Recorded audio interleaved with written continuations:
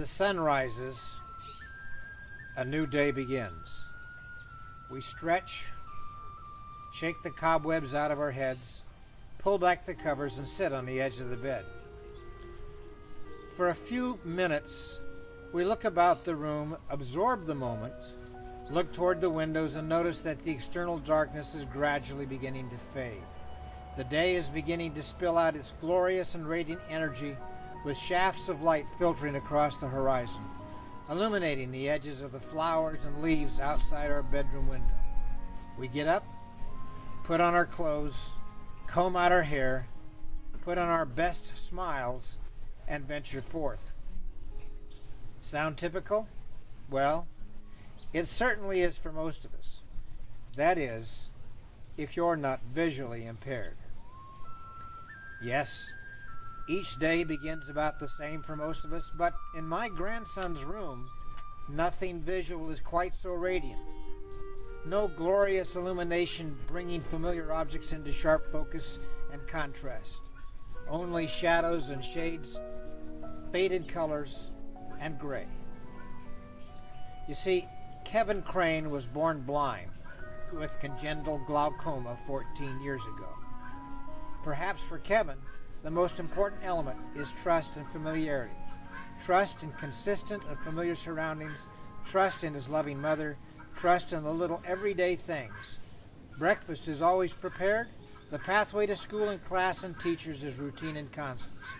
For a visually impaired person, as long as their somewhat insecure world is predictable, routine and constant, life is good, life is comfortable, life is full of opportunities. On the 27th of September, that well-established feeling of trust and security was broken, dashed, crushed. After a totally unexpected occurrence rattled Kevin's belief in people being good. When someone broke into his mother's car in front of his doctor's office at 491 30th Street in Oakland, California, and stole his single most important tool, a Braille note-taking device that he uses every single day in communicating to the world around him.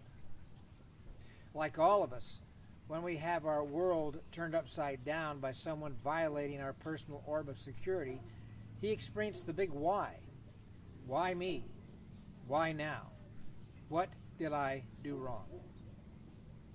Well, the family immediately reasoned that because Kevin's Braille note-taking device is a rather strange-looking communication tool, the thief probably did not know what he was holding. And in not being able to figure out what it was or what it was good for, probably simply discarded it. Well, we called Channel 5 CBS News and revealed our story to them. And very quickly, a Channel 5 news reporter, Kristen Ayers, came to our assistance and helped us to get the story of this theft out on the 5 and 6 o'clock evening news broadcast. Everyone has been hoping that if someone has found this discarded, strange-looking device, Kevin's Braille note taker, perhaps we can now recover the device, a very expensive device that my daughter will have to replace. She had no insurance that would specifically cover this loss. Join me now for just a minute while we revisit that broadcast.